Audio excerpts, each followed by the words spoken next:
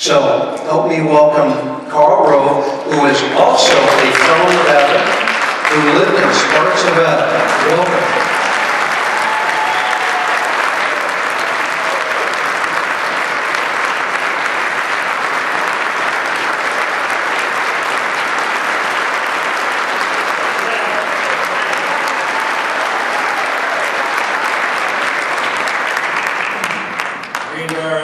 School, Dilworth Junior High. In fact, the guy came up to me tonight, are you still here or did you leave? The guy comes up to me and says, I kid you not, he says, I was president of the student body at Dilworth Junior High. I was on the student council. I was the darting young guard of the junior varsity basketball team. Most important of all, in the 4th or 5th grade, when everybody had to write their first paper at civics, you may have read yours about our 3 branches of government, our Declaration of Independence. I wrote mine on the theory of dialectical materialism. I was a nerd. It's good to be back in the state. Those of you who might, a guy comes up to me tonight, this guy was really weird. A guy comes up to me tonight, he says, I know your brother. First of all, I looked at it to see if he was carrying a badge and a gun. But my brother lives in Reno, works in construction. My sister, my little sister, who lives in Spanish Spring, and her husband runs an engineering firm, and I guess it's construction right here.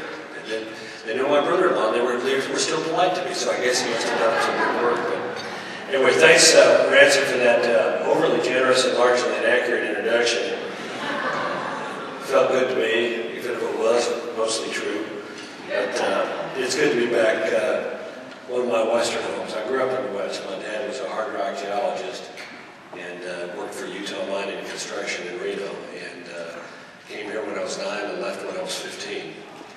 I worked for Barry Goldwater when I lived in Nevada. Cried when he lost. I was all of 13 years old.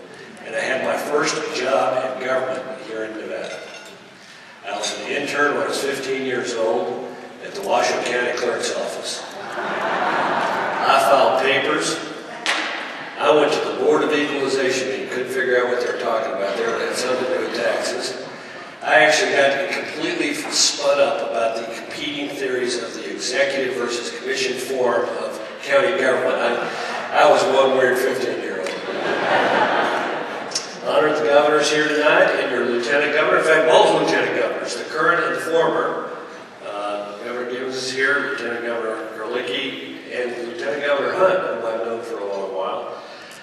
You heard from one of my fellow Bush administration colleagues tonight, the public printer, Bruce James. Bruce is a shy, retiring guy. But we served together in the administration. Then we have a Bush appointee here, Judge Sandoval, who served with distinction on the federal bench, and I was happy to be part of that process and sort of check the little box on as the paperwork flew through the White House because he'd done such an extraordinary job as your Attorney General. Also want to recognize your state Republican Party chairman. We're bipartisan here, or nonpartisan, or quasi-partisan, or something, but your state Republican chairman is here, Sue Glavin. I want to thank Sue for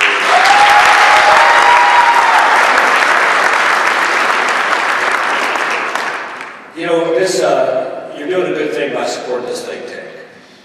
These state-level think tanks across the country that have sort of grown over the last decade or decade and a half really play a really important role in helping take conservative ideas from being up there, only about Washington, and making them down here, about the cities and counties and states in which we live, the communities in which we wake up every morning and go to sleep every night.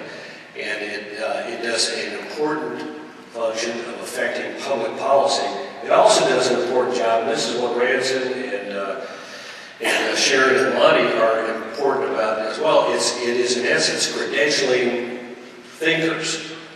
Not only the thinkers like Ty Cobb who come up with an interesting idea, but also the young staffers who are gaining experience and expertise in levels in areas that are important to our government, and then go on to serve in government. And that's really important. So thanks for doing what you're doing to give conservatism a voice here in the Battle-Born state.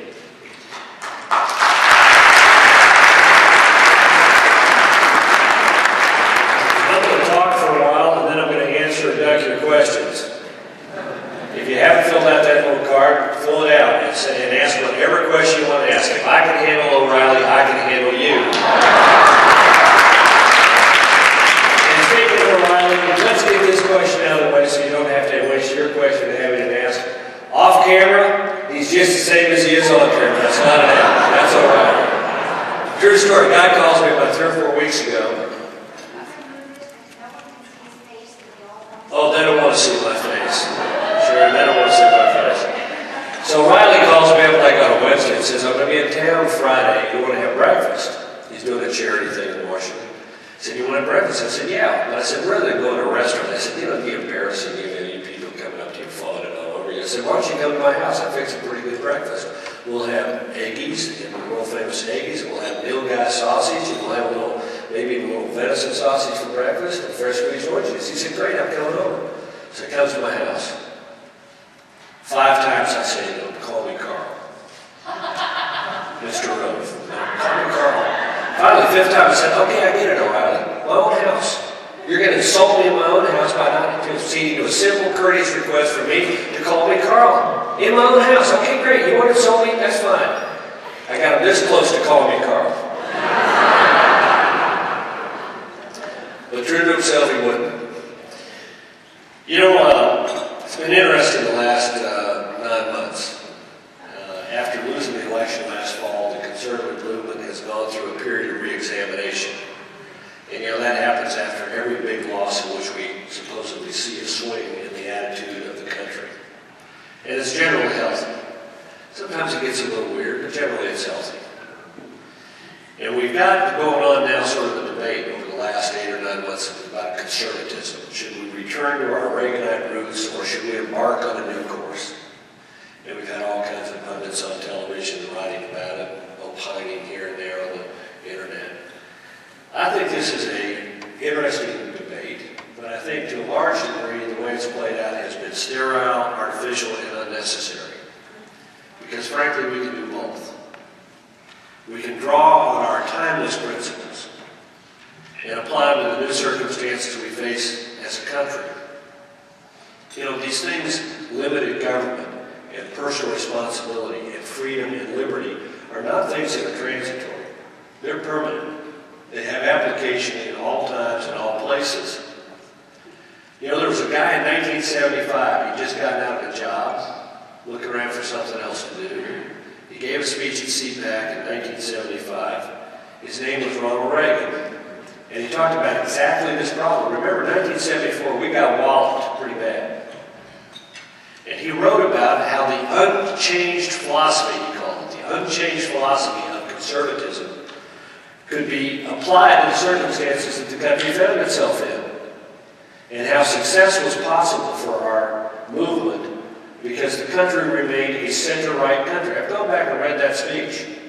You can get it on the internet. In fact, all you have to do is Google Ronald Reagan 1975 speech and it pops up. Well worth your time. Because it's almost like he's talking to us today about what we need to do. And the country remains a center-right country. If you have any doubt about that, just simply think back to last fall's presidential election. We had a Democrat candidate for president who talked about how in the last 8 years the Republicans and the conservatives had piled up $2.9 trillion in debt. That wasn't a left-winger saying, oh, let's have more of that. He said, isn't it terrible in a time of war and providing for the security of the homeland, they ran up the debt.